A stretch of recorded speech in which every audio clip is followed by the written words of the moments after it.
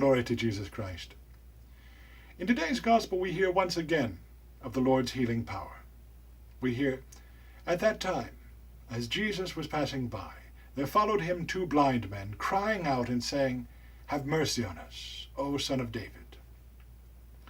The blind men had learned of the miracles of deliverance and healing which the Lord had performed, which we ourselves have heard about in the Gospels in recent weeks.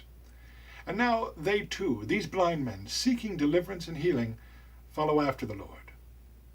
The Gospel continues, saying, "And when he was come to the house, the blind men came to him. And Jesus saith to them, Do you believe that I can do this unto you?" The Lord asks the blind men a single question. And yet, in this single question, we may see more than one thing being asked. Do you believe that I can do this unto you? Firstly, our Lord means to ask whether they believe it to be within his power to be able to have mercy, that is, to heal them. Of course, their belief is already shown in the fact that they followed after him and entreated him, calling out to him, which they would not have done if they did not believe. But our Lord asks the question in order that their faith might be made manifest before all. Do you believe that I can do this unto you?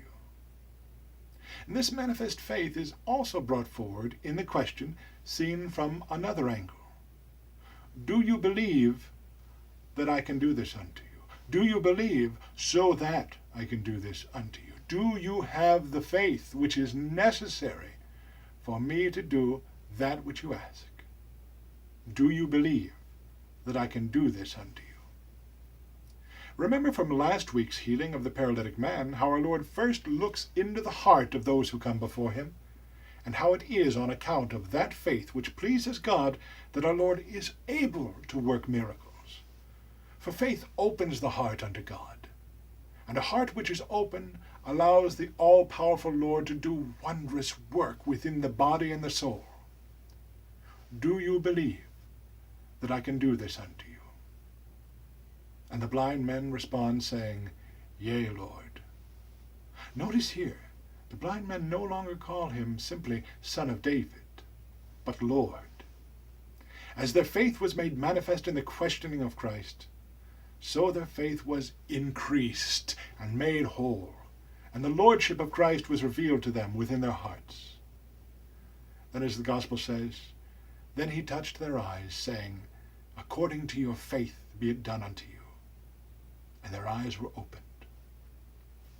According to your faith be it done unto you. See here the necessity of faith for their healing. And Jesus strictly charged them, the Gospel says, saying, See that no man know this. But they, going out, spread his fame abroad in all that country. In his humility, our Lord commanded the blind men to tell their story to no one. Nevertheless, even though he himself did not wish them to do so, they made their story known. And this not out of disobedience, really, but out of an overflow of gratitude, wishing to give thanks to the divine physician, our Lord Jesus Christ. Here our Lord gives example to us not to seek human praise in the workings of grace, so that those who do good works would flee from vainglory on their account. It's fitting that one who does good should enjoin silence concerning it, out of humility.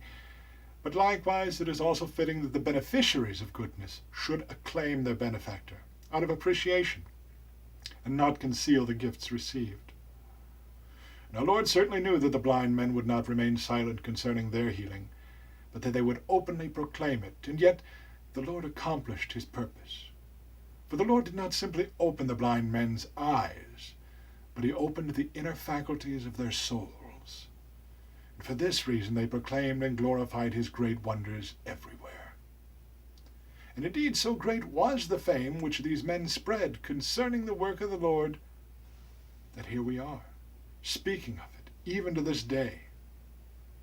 But it's not simply the fame of the work of the Lord which continues to live and to dwell with us, but that work continues to manifest itself, even today in this world. Even today, the world accomplishes wondrous things. As it was then, so it is now. those of us who are blind in body or in soul, those of us who follow after him, crying out to him for his mercy, he leads us to the safe haven of his own house.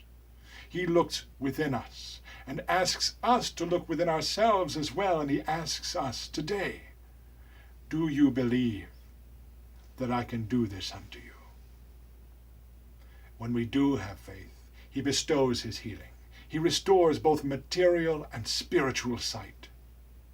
He who in the very beginning of the world's existence separated the darkness from the light continues to do so within our hearts.